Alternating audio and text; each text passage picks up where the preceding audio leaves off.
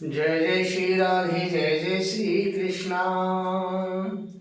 मंगलम भगवान विष्णु मंगलम गरुड़ध्वजा मंगलम पुंडरीकाक्ष मंगलाय तनोहरि। मतलब मैं पंडित महेश पाठक श्री धाम वृंदावन से आपका अपना चरण ज्योति सेवा वृंदावन उसी चरण के माध्यम से आप सभी दर्शकों का हार्दिक स्वागत है, आपका अभिनंदन है। नव वर्ष अब सामने कुछ ही समय रह गया आने में, नया साल 2025। उस नव वर्ष की आपको मंगल कामनाएं हम पहले एडवांस में दे देते हैं कि नव वर्ष आपके लिए सुख समृद्धि बढ़ाने वाला मंगलमय हो, आपका स्वास्थ्य अच्छा रहे, आप सुखी रहें। यही मंगल कामना के साथ आपको नव वर्ष की हार्दिक शुभकामनाएं देते हैं। आज बात करते हैं मित्रों कुंभ राशि के बारे में। चार्ट आप देख रहे हैं, कुंभ राशि का चार्ट बना हुआ है। तो कुंभ राशि का वर्षफल 2025 का आप लेके आपके सामने आए हैं कि कुंभ राशि इस पूरे साल 2025 में किस तरह रहेगी, इनका स्वास्थ्य कैसा होगा, धन की स्थिति कैसी होगी, संतान विद्या कैसी होगी, पति पत्नी के संबंध कैसे होंगे, व्यापारिक स्थिति क्या होगी, भाग्य कितना इनको सपोर्ट करेगा और कैरियर में इनको कितना ग्रोथ मिलेगा। इन्हीं सभी बातों की चर्चा करेंगे आपसे कुंभ राशि के बारे में। कुंभ राशि का ये साल 2025 बहुत ही महत्वपूर्ण रहने वाला है। कारण क्या है कि शनि की 7.5 का कुंभ राशि पर, जो उसकी अपनी राशि है, उस पर आखिरी चरण है, अंतिम चरण है। और ये जो है तीसरा चरण है, इसको कहा जाता है शनि की 7.5 का तीसरा चरण बोला जाता है, इसको तीसरा पड़ाव है। तो ये कुंभ राशि पर होने जा रहा है। मतलब शनि से मकर राशि की 7.5 खत्म हो जाएगी, बिल्कुल खत्म हो जाएगी, और कुंभ राशि पर तीसरे चरण की 7.5 का आरंभ हो जाएगा। मीन राशि पे दूसरे चरण की 7.5 होगी और मेष राशि के ऊपर पहले चरण की 7.5 का दौर शुरू हो जाएगा। ढैया की बात करें तो सिंह राशि पर ढैया शुरू हो जाएगी और उसके बाद में धनु राशि पर ढैया शुरू हो जाएगा। 9, 10, 11, 12 धनु राशि पर और सिंह राशि पर ढैया शुरू हो जाएगा। मेष राशि पर 7.5 का पहला चरण, मीन राशि पर 7.5 का दूसरा चरण और कुंभ राशि पर 7.5 का आखिरी चरण, तीसरा चरण 30 मार्च 2025 को शुरू होने जा रहा है।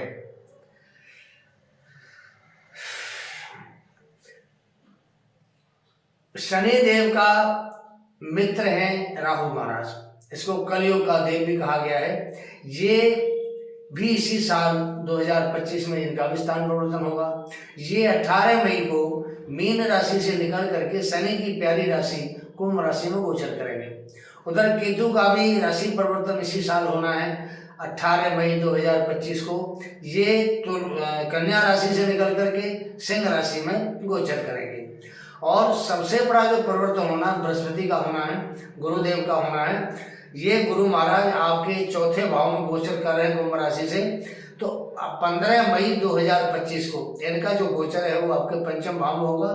आप देख पा रहे हैं 15 मई को गुरु चौथे भाव से पंचम भाव में गोचर करेंगे। 18 अक्टूबर को कर्क राशि में गोचर करेंगे और उसके बाद 12 नवंबर को बकरी हो जाएंगे और 5 दिसंबर को दोबारा घूम के मिथुन राशि में आ जाएंगे। यहाँ देखने वाली बात यह है कि गुरु बृहस्पति का जो गोचर है वो 3 राशियों में होगा। अभी वृष राशि में चल रहे हैं, उसके बाद मिथुन में आएंगे इसी साल और फिर कर्क राशि में इसी साल आएंगे। तो 3 राशियों में जहाँ बृहस्पति एक साल में एक राशि को परिवर्तन करते थे, इस एक साल में 3 राशियों में परिवर्तन कराएंगे आप। शनि का परिवर्तन 2.5 साल में होता है, राहु केतु का 1.5 साल में होता है, बृहस्पति का 1 साल में होता है। तो इस साल बृहस्पति 3 राशियों में गोचर करने वाले हैं। अब बात करते हैं आपकी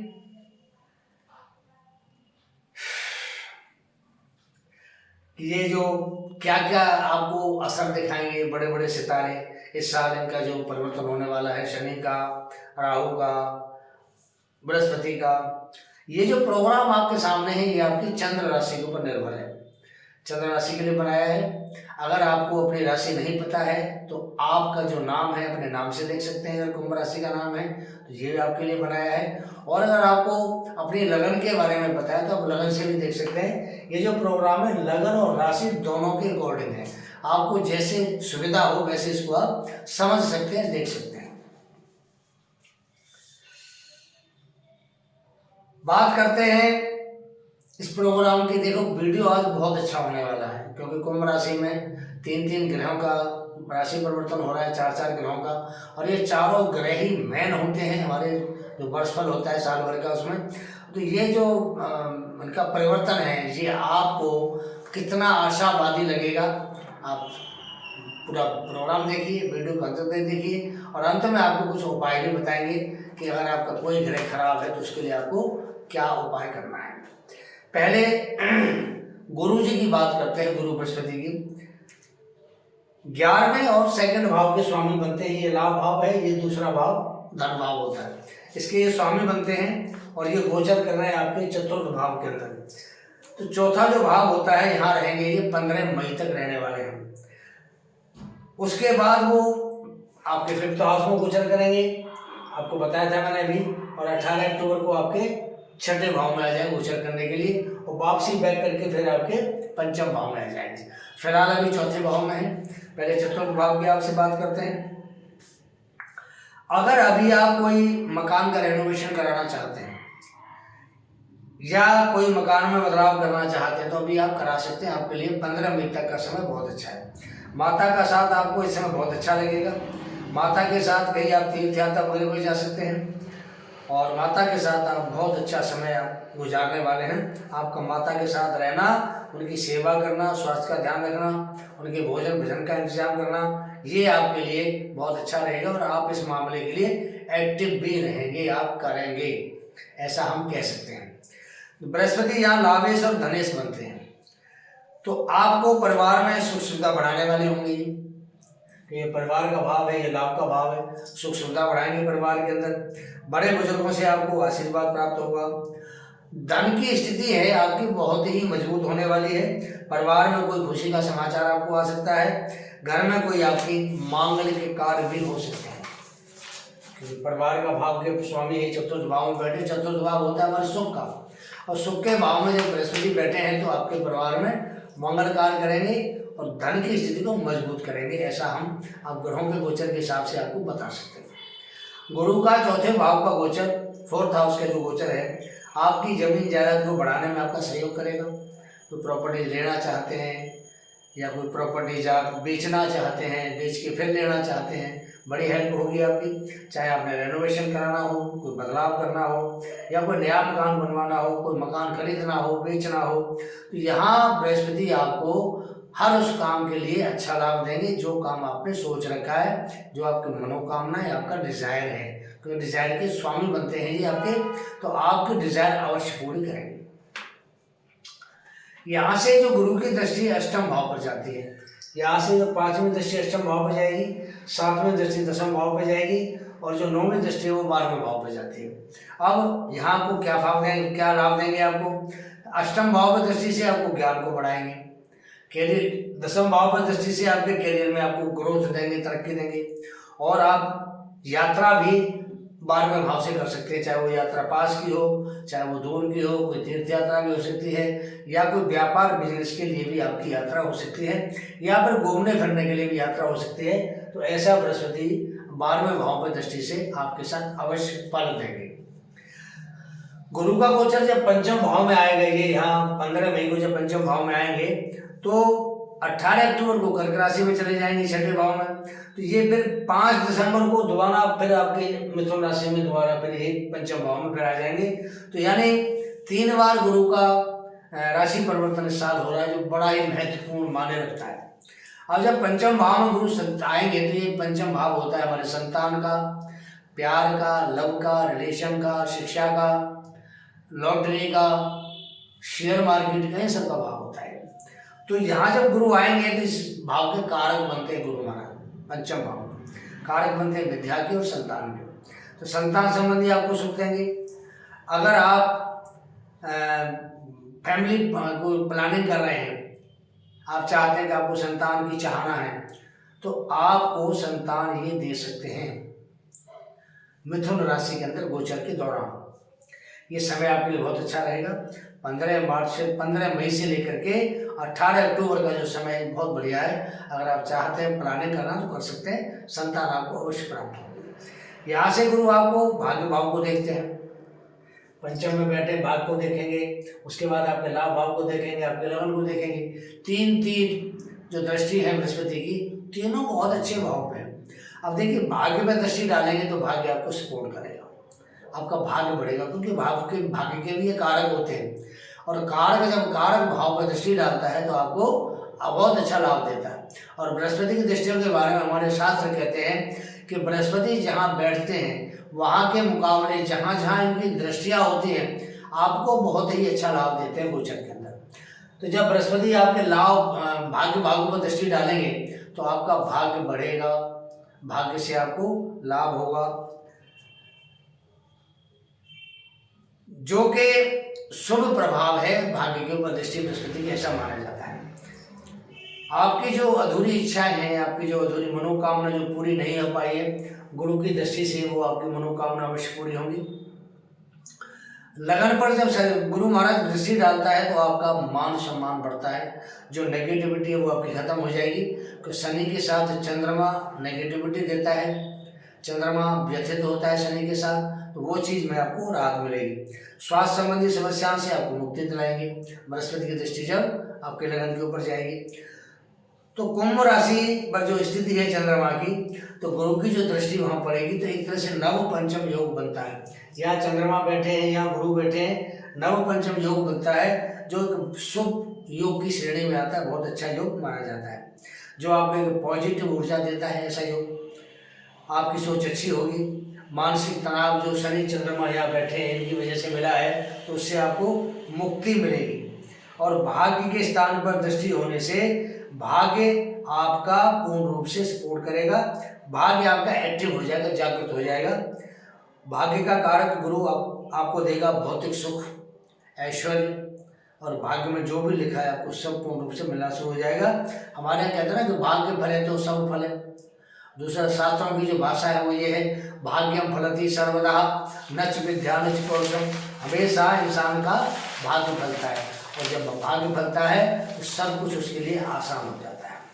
तो भाग्य के द्वारा आपको आपके करियर में, आपके जॉब में, आपके घर में, आपके परिवार में लाभ ही लाभ होगा, हर चीज़ का लाभ होगा। ये सत्य वचन है। और व्यापार की दृष्टि से भी आपको लाभ होगा। शनि का जो गोचर है ये 30 मार्च को अपनी राशि से निकल करके यहाँ से शनि महाराज 30 मार्च को यहाँ सेकंड हाउस के अंदर आ रहे हैं, और यहाँ पे ये राहु के साथ में 18 मई तक यहाँ युति बनाएंगे। ये जो भाव होता है सेकंड भाव, ये हमारे धन का है, हमारे परिवार का भाव है, बाड़ी का भाव होता है, कई नाम है इसकी सेकंड हाउस के। शनि का कुंभ में बैठना वैसे तो ठीक होता है, लेकिन शनि यहाँ बैठते हैं तो ससना में पंच महापुरुष योग होता है, तो शनि अपनी राशि में बैठता है तो ये योग बनाता है, पर आउटपुट आपको यहाँ से कम ही देता है। कारण क्या है कि शनि 7.5 के दौरान कुंभ राशि में बैठा हुआ है, दूसरा चरण चल रहा है, तो उसमें आपको आउटपुट कम मिलता है, मेहनत आपको ज़्यादा करनी पड़ती है। मतलब जितनी आप मेहनत करते हैं उतनी मेहनत के हिसाब से फल नहीं मिलता है। शनि देता तो है, परंतु जो उसकी स्पीड है बहुत स्लो होती है और डिले करके देता है, आपको हर चीज़ को डिले करके देगा, मेहनत ज़्यादा लाभ कम। और शनि यहाँ जब बैठता है तो आदमी को थोड़ा सा आलस भी देता है, और कई बार बहुत ज़्यादा एक्टिव भी कर देता है। जो काम 2 दिन का बंदा उसको 1 दिन में कर देता है, कई बार वो 2 दिन के काम को 6 दिन में करता है, तो कई बार ऐसा भी देखने में आता है यहाँ पर। अभी 30 मार्च तक शनि यहीं बैठेंगे आपकी कुंभ राशि में, और उसके बाद जब लगन में शनि जैसा ग्रह बैठता है, देखिए शनि हमारी कुंडली में इसको न्याय का देवता भी कहा गया है, और शनि जो कर्म करने वाले हैं कर्म का कारक भी बनता है। तो यहाँ पर कर्म करने के लिए आपको बहुत बड़ी जिम्मेदारी भी सौंपता है शनि। जब शनि लगन में बैठा है, अपनी राशि में बैठा है, बहुत बड़ी जिम्मेदारी भी आपको सौंपता है, और उस जिम्मेदारी को पूरा करने के लिए आपको हार्ड वर्क भी करना पड़ता है, मेहनत ज़्यादा करनी पड़ती है, तब जाके वो जिम्मेदारियों से पूरा कर पाता है। यहाँ सप्तम भाव पर शनि की यहाँ से दृष्टि होती है। सप्तम भाव होता है पति का, पत्नी का। ये जो सिंह राशि है हमारे हार्ट को शो करती है, सिंह राशि हमारे पेट है, हृदय को शो करती है। तो यहाँ क्या है, आपको थोड़ी दिक्कत भी करेगा अभी 30 मार्च में। क्या दिक्कत करेगा आपको भी? जीवन साथी को थोड़ी परेशानी देगा, कुछ सांस लेने में दिक्कत हो सकती है, फेफड़ों में कोई दिक्कत हो सकती है, आपके पैरों में सूजन आ सकती है, दर्द हो सकता है, घुटनों से नीचे जो पैर हैं वहाँ परेशानी लगातार बनी रहेगी। 2 साल से जो आपके साथ बनी हुई है अभी 30 मार्च तक और बनी रहेगी। साथ ही पति पत्नी का विवाद या कोई आपस में डिस्प्यूट, मतभेद भी रह सकता है। व्यापार में मेहनत ज़्यादा और लाभ कम था। पार्टनर भी आपके जो थे व्यापार के, बिजनेस के, वो भी आपके साथ में अच्छा प्रभाव नहीं कर रहे थे, अच्छा उनका व्यवहार नहीं था आपके साथ। और यहाँ जब शनि बैठता है तो जो निर्णय होते हैं हमारे, जिसको हम डिसीजन भी कहते हैं, तो डिसीजन लेने में आपको दिक्कतें आ रही थी। और जो भी डिसीजन हम लेते थे वो करीब करीब उनका परिणाम कई बार अच्छा नहीं बैठता था, तो हमें परेशानी होती थी, या हमें हार का मुँह देखना पड़ता था, या हमें कहीं न कहीं घाटा होता था। तो ऐसा भी हमारे साथ हो रहा था। तीसरा चरण शुरू होने जा रहा है 23 मार्च 2025 से। यहाँ से शनि की दृष्टि आपके चौथे भाव पे आएगी। चौथा भाव होता है आपका घर का सुख, परिणाम, और उसके बाद अष्टम भाव पर दृष्टि आएगी, और उसके बाद दृष्टि आएगी आपकी 7, 8, 9, 10 आपके लाभ भाव के ऊपर। अब जब अष्टम भाव में दृष्टि आएगी तो आपका जो आध्यात्मिक ज्ञान है वो बढ़ेगा। अचानक धन लाभ हो सकता है, आपको किसी वसीयत से, किसी इंश्योरेंस से आपको पैसा प्राप्त हो सकता है। सॉरी, कोई इंश्योरेंस किसी ने करा रखा है बाय द वे, उसके साथ कोई घटना घट जाती है तो वो पैसे का लाभ भी आपको मिल सकता है, आपके परिवार वालों को मिल सकता है, ऐसा भी आपके साथ हो सकता है। तो अष्टम भाव पर दृष्टि से अचानक धन लाभ के साधन बनते हैं। कोई कोर्ट का, कचहरी का, जमीन का कोई डिस्प्यूट का मुकदमा आपके ऊपर चल रहा है तो शनि की जब दृष्टि अष्टम भाव पे आती है तो उसमें भी आपको राहत दिलाता है। प्रॉपर्टी में अगर आप निवेश करते हैं तो आपको बहुत अच्छा लाभ दे सकता है शनि महाराज। यहाँ पे आपके प्रोफेशन से, आपकी जॉब से 30 मार्च के बाद बहुत ही अच्छा लाभ देगा। तो लाभ भाव पे शनि महाराज की दृष्टि रहेगी तो आपको आपके इनकम सोर्सेज में भी लाभ देगा और आपके कर्म के अंदर भी आपको लाभ देगा। अगर आप कोई कंस्ट्रक्शन का काम करते हैं, कोई इलेक्ट्रॉनिक्स का काम आप करते हैं तो आप उससे अच्छा पैसा कमा सकते हैं ऐसे काम से। अगर आप कमीशन एजेंट भी हैं जमीन वगैरह के तो वो उसमें भी, प्रॉपर्टीज के अंदर भी आपको अच्छा लाभ हो सकता है। अब बात करते हैं थोड़ी सी राहु महाराज की। राहु अभी आपके सेकंड हाउस में गोचर कर रहे हैं और ये 18 मई तक यही रहने वाले हैं। अभी तक आपको राहु ने अच्छा बात करने का तरीका सिखा दिया है। राहु बातों ने है और ये कलयुग का देवता कहा गया है, इसने आपको बात कैसे की जाती है आपको सिखा दिया है। दूसरी भाषा में कहें तो आपको चतुर चालाक राहु ने यहाँ बना दिया है। बात करने में आपको प्रवीण कर दिया है कि अपना काम कैसे निकालना है, क्या भूमिका बनानी है, किस प्रकार से हमारा काम हो सकता है, तो हम उसी हिसाब से बात करेंगे।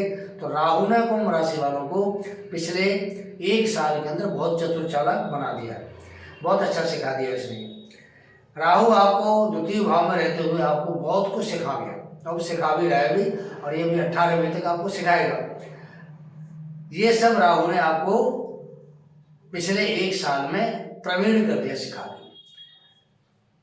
दूसरे भाव के अंदर राहु आंखों में दर्द है, जलन है, कुछ आंखों की कमजोरी भी आपको देगा, क्योंकि सेकंड हाउस आंख का होता है, 12वां भाव भी आंख का होता है। अगर इनमें कोई पाप ग्रह बैठते हैं तो वो आंख की परेशानी देते हैं। कई बार कोई ऑपरेशन भी कराना पड़ जाता है आंख का। दांतों की परेशानी भी देता है सेकंड हाउस में, कुछ दांतों में इन्फेक्शन हो सकता है, दांत खराब हो सकते हैं और दांत को आपको उखड़वाना भी पड़ सकता है, तो ऐसा दे सकता है। वाणी थोड़ी आपकी कड़वी हो सकती है राहु के दूसरे भाव में बैठने से। अपने को सबसे बड़ा ही समझता है कि मेरे सामने कोई नहीं है, अपनी बात को सबसे ऊपर रखना, तो ये राहु की निशानी है कि अपनी बात को सबसे ऊपर रखना, किसी की बात को नहीं समझना। राहु सेकंड हाउस में आपको ये भी करके दिखाता है। अब 18 मई को राहु का गोचर आपकी राशि में होने जा रहा है। यहाँ राहु यहाँ से यहाँ पहुँचेंगे, आपकी जो राशि में जाएंगे तो यहाँ चंद्रमा के साथ गोचर करेंगे, तो थोड़ा सा चंद्रमा के साथ वो मानसिक तनाव आपको अवश्य देगा। कन्फ्यूज भी करेगा, क्योंकि राहु का काम भ्रमित करना है। जब लगन में बैठेगा, रस्सी में बैठेगा चंद्रमा के साथ, आपको कन्फ्यूज करेगा और कई बार आपको इससे बड़ी दिक्कत भी खड़ी हो जाएगी। थोड़ा सा मानसिक तनाव जरूर देगा। तो वहाँ पोजीशन ये है कि जैसे चल रहा है आप उसको ऐसे ही चलने दें, ज़्यादा उसमें टांग नहीं अड़ाएं अपनी किसी भी काम में, किसी के ऊपर शक ना करें, किसी के ऊपर डाउट नहीं करें किसी प्रकार का। तो आप सही आप टाइम पास कर सकते हैं, सही बढ़िया रह सकते हैं, क्योंकि राहु 1.5 साल तक रहेगा। आपको थोड़ा आलस भी देगा यहाँ बैठ के, पति पत्नी के बीच में भी कुछ कन्फ्यूज कराएगा, क्योंकि केतु का गोचर यहाँ से यहाँ आ जाएगा। जब केतु सप्तम भाव में बैठता है तो थोड़ा सा डिअटैचमेंट आपको जरूर देता है, पति पत्नी में थोड़ी दूरी बना के रखेगा और आपस में थोड़ा मतभेद मन मुटाव ये जरूर आपके लिए हो सकता है। तो इन चीज़ों से थोड़ा सा आपको बचना पड़ेगा, ध्यान रखना पड़ेगा।